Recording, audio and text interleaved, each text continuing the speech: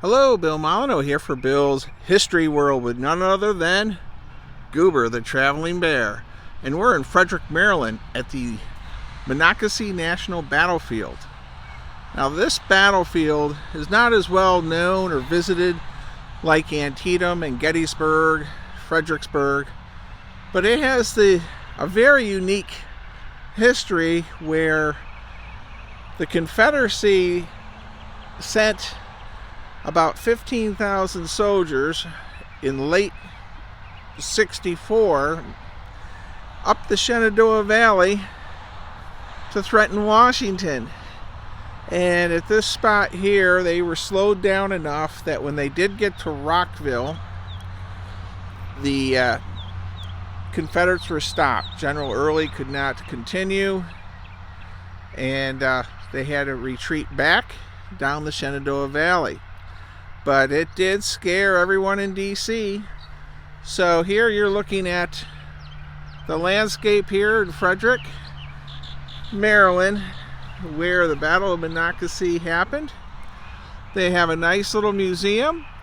It's built sort of like a barn. And we're going to cross the street and visit those monuments there.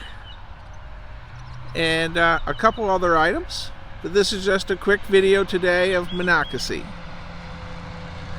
Let's follow Goober across the road.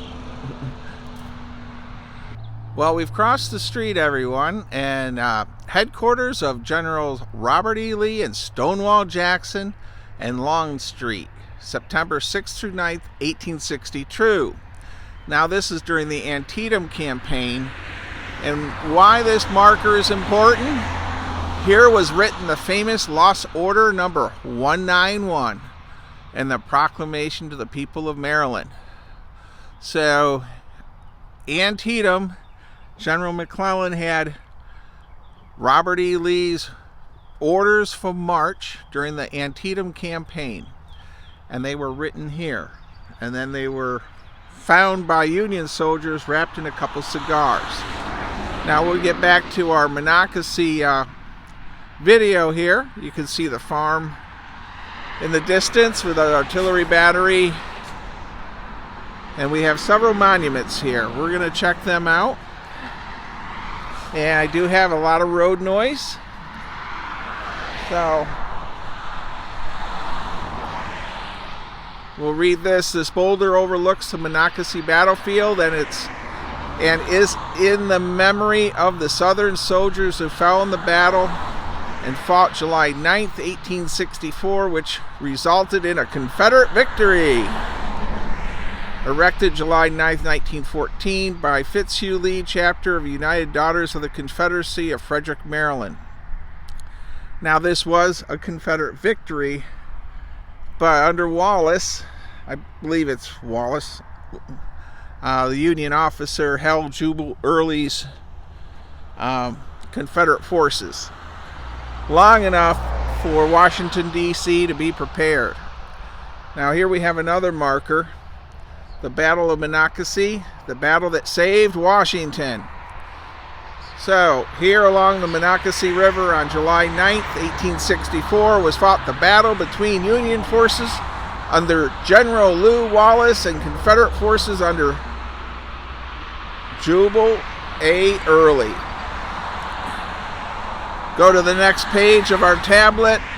The battle, although a temporary victory for the Confederates, delayed their march on Washington by 1 day, thereby enabling General Grant to send veteran reinforcements from Petersburg, Virginia, to the defenses of Washington in time to forestall the attack by the Confederates and thus saved the capital from capture. Dedicated on July 9th, 1864 to honor the Maryland soldiers who fought here for the Union and the Confederacy. J. Millard Tawes, Governor of Maryland, Maryland Civil War Centennial Commission. All right, we'll pause here. Well, as you can see with this really nice signage, the battlefield encompasses quite a large area. Quite a bit you have to, go around in your car. and it's well worth the visit here. Many of the homes that stood during the battle are still here, as you can see in the close-ups. And at some point I will look at trying to do a very long video of the Battle of Monocacy. It's just Goober the Traveling Bear and I only have so much time and so many sites to visit. But here's a view from the 12-pounder Napoleon looking out across. So we'd like to say, stay safe, be kind, be courteous. Thank you for watching, and please subscribe for more history videos with Goober the Traveling Bear.